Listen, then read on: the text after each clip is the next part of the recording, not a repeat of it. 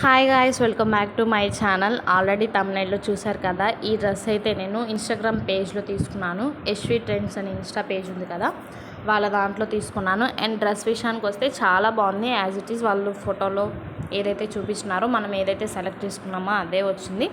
But quality విషయానికి వస్తే కొంచెం లో క్వాలిటీ ఉన్నట్టుంది. మళ్ళీ నేను రిటర్న్ చేద్దామని రిక్వెస్ట్ చేశాను, బట్ నో రిటర్న్ ఆప్షన్ అన్నారు. సర్లే అని ఉంచేసుకున్నా. దీని కాస్ట్ అయితే నాకు 1200 పడింది. షిప్పింగ్తో కలిపి 1250 అనుకుంటా, 50 రూపీస్ అనుకుంటా షిప్పింగ్.